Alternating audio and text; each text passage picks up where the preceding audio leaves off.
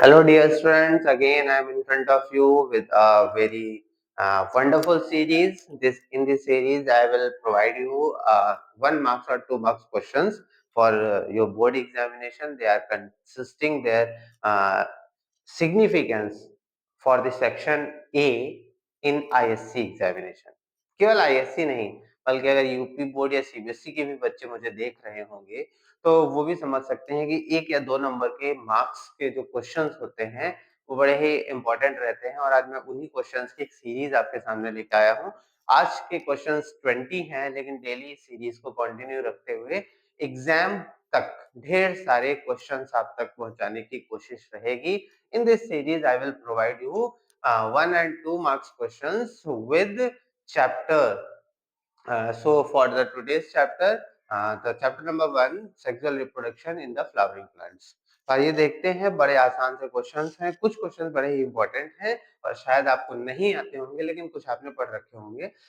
1 marks में कैसे इन questions को पूछा जा सकता है डिस्कस करते हैं।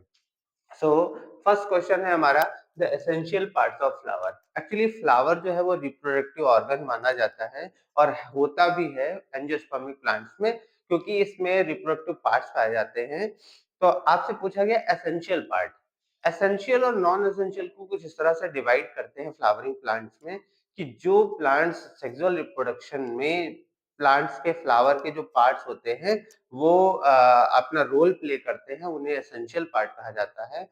बट फ्लावर के कुछ ऐसे भी पार्ट होते हैं जिनका सेक्सुअल रिप्रोडक्शन से कोई लेना देना नहीं है, वो सिर्फ फ्लावर को सुंदरता प्रदान करते हैं, पॉलिनेशन में हेल्प करते हैं, वो नॉन एसेंशियल में आते हैं। तो आपसे क्वेश्चन पूछा गया कि एसेंशियल पार्ट कौन से होते हैं, तो आप समझ सकते हैं मेल रिप्रोडक्टिव ऑर्गन जो होता है जिसको आप स्टेमन कहते हैं, और सेकेंड रिप्रोडक्टिव ऑर्गन जिसको आप कार्पेल कार्पेल या फिर पिस्टिल भी कहते हैं।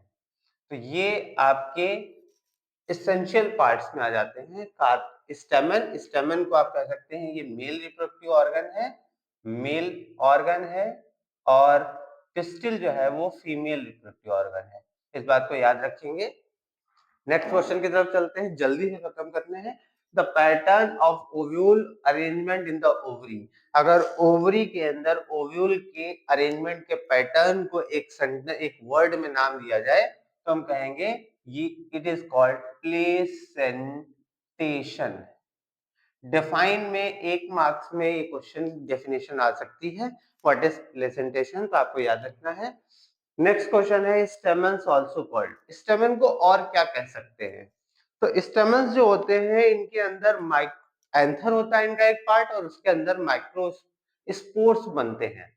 तो स्टेमन्स को जो नाम दिया जाता है वो माइक्रोस्पोरोफिल माइक्रोस्पोरोफिल।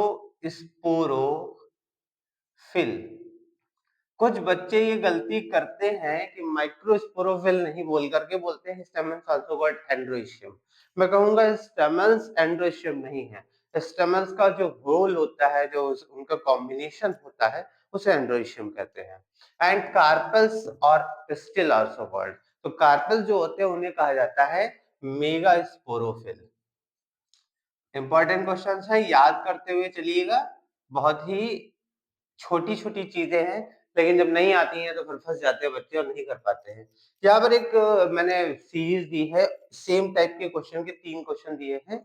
देखिए, व्हेन ओवरीज, अगर ओवरी क्या है, मान लीजिए कि हम पहली सिचुएशन लेते हैं, व्हेन ओवरी इज सुपीरियर। अगर हमारी ओवरी जो है उसकी पोजीशन सुपीरियर है, देन फ्लावर क्या कहलाएगा, तो then flower will be hypogynous. ये बहुत इंपॉर्टेंट सा क्वेश्चन है, इसको याद रखिएगा। इस सेशन भी इंपॉर्टेंट है, आगे तक शेयर भी करते रहिए। The when ovary is dash. अब इस बार हम ओवरी को अगर इंफीरियर ले लेते हैं, इंफीरियर, अभी हम आपको एक्सप्लेन करेंगे क्या है। तो फ्लावर कहलाएगा इपीगाइनस। इपीगाइनस, ये क्वेश्चंस बहुत इंपॉर्टेंट है, इन्हें बिल्कुल भूलिएगा मत। व्हेन ओवरीज, एक तीसरी पोजीशन आती है जिसमें ओवरी सुपीरियर और इंफीरियर दोनों ही होती है। तो इस पोजीशन में फ्लावर जो होता है वो पेरीगाइनस कहलाता है। पेरीगाइनस। अब ये क्वेश्चन कहाँ से उठा है? तो ओवरी की पोजीशन से उठा है। जैसे ये जो फ्लावर का पार्ट होता है, मैं ये स्टिग्मा बना रहा हूँ और ये नीचे की ओर स्टाइल, स्टाइल के बाद ये ओवरी का पार्ट हो गया। तो होता क्या है कि जनरली अगर इस पिस्टिल पार्ट के अलावा जो बाकी के रोल्स होते हैं, जैसे आपका कैलेक्स हो गया, कोरोला हो गया और एंड्रोशियम हो गया, तो वो सारे पार्ट अगर बिल्कुल नीचे से निकलते हैं इस तरह से, ये स्टेमन का पार्ट हो गया हमारा, ये एक पेटल का पार्ट हो गया और एक ये हमने बना दिया green colour leaf like protective coverings जिन्हें हम सेपल्स कहते हैं।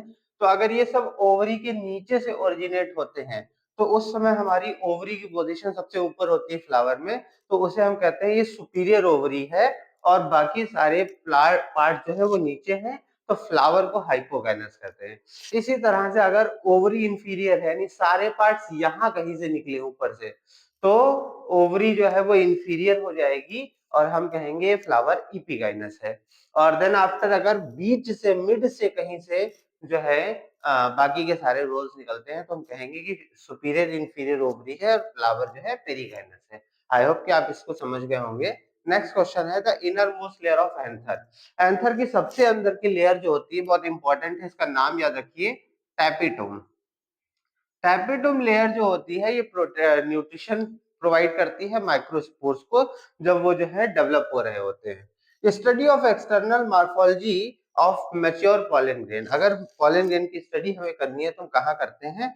The series the branch is called palynology, इसको कहा जाता है palynology. Second question, the two layers of pollen grains are. दो लेयर जो पॉलन ग्रेन के ऊपर प्रेजेंट होती हैं। बहुत आसान सा क्वेश्चन है, क्लास 9th के बच्चे भी अगर ठीक से पढ़ें तो भी बता सकते हैं। इंटाइन एंड एक्साइन दो लेयर पाई जाती हैं। Next question is outer layer of pollen grain. अब ये जो आउटर लेयर एक्साइन है ये किस सब्सटेंस से बनी? ये बहुत इंपॉर्टेंट क्वेश्चन है। स्पोरोपोलैनिन, ये एक ऐसा सब्सटेंस होता है जो कभी भी जो है डिजेनरेट नहीं होता, खत्म नहीं होता, बड़ा ही नेचर का बड़ा अच्छा सब्सटेंस है। नेक्स्ट है पॉलन एलर्जी कॉजिंग प्लांट। तो पॉलन एलर्जी जो है वो किस प्लांट की वजह से कॉज होती है? तो एक प्लांट का नाम है, आप याद रखिएगा, carrot grass. Carrot grass. Next question पर आ जाते हैं। 12th क्वेश्चन है प्रोटेक्टिव लेयर ऑफ ओव्यूल या मेगास्पोरेंजियम इज। मेगास्पोरेंजियम या ओव्यूल जो होती है उसकी प्रोटेक्टिव कवरिंग को क्या कहते हैं, लेयर को क्या कहते हैं? तो बहुत आसान सा क्वेश्चन है, अगर किसी को याद हो कि हम लोग जब ओव्यूल बनाते हैं तो उसमें साइड से लेयर्स बनाते हैं एक या दो, उन्हें इंटेग्यूमेंट कहा जाता है। और ये इंटेग्यूमेंट एक या दो हो सकती हैं, तीन हो सकती हैं। Most common type of ovule, ovule के कई टाइप होते हैं, उनमें सबसे ज्यादा एंजियोस्पर्मिक प्लांट में जो पाया जाता है उसे हम एनाट्रोपस कहते हैं। बहुत तेजी से मैं इन क्वेश्चंस को करा रहा हूं, आप सब बहुत इंपॉर्टेंट क्वेश्चन है, याद करते चलिए। चैनल पर अगर नए हैं तो सब्सक्राइब और लाइक जरूर करिएगा, शेयर करिए। आगे है मैच्योर एम्ब्रियोसाइक इज। मैच्योर एम्ब्रियोसाइक जो होता है, जो पूरी तरह से डेवलप हो जाता है, वो कितने न्यूक्लियस रखता है? तो उसमें 8 न्यूक्लियस होते हैं, 8 न्यूक्लिएटेड। और जो सेल की बात करें तो उसमें कितनी? 7 सेल्ड स्टेज होती है। Clear? Next question, flower which do not open for the pollination are called. जो फ्लावर पॉलिनेशन के ओपन ही नहीं होते उन्हें क्या कहा जाता है? क्लिस्टोगैमस। क्लिस्टोगैमस फ्लावर, ये बात याद रखनी है, cleistogamous. Next is pollination that also called marriage between neighbours.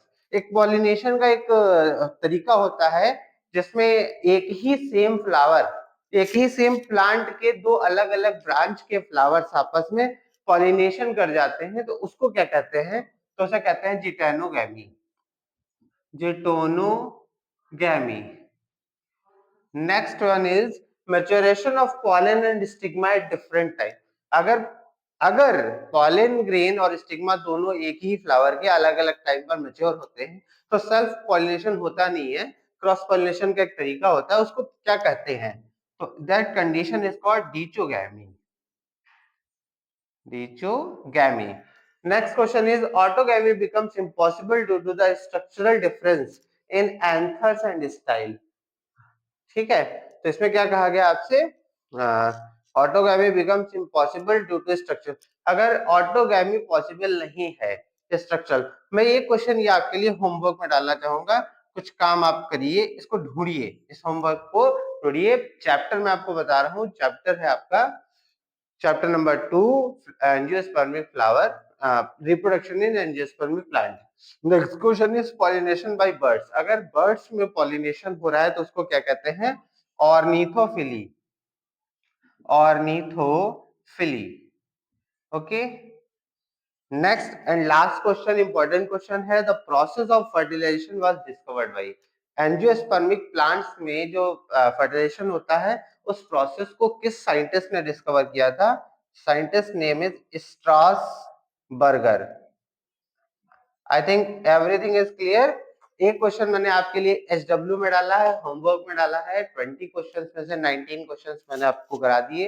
One question आप फाइंड आउट करिए, मुझे आंसर बताइए, कमेंट बॉक्स में आंसर लिखिए, मैं आपको बताऊंगा करेक्ट है या इनकरेक्ट है। इस तरह के छोटे छोटे क्वेश्चन, छोटे छोटे वीडियोस भी मैं अपनी एक प्लेलिस्ट अपने चैनल पर बना करके डाल दूंगा चैप्टर वाइज, आप देखते रहिए। ये इस चैप्टर का पहला सीरीज है, अगला सीरीज हम जल्दी ही लेकर के आ रहे हैं। Thank you everyone.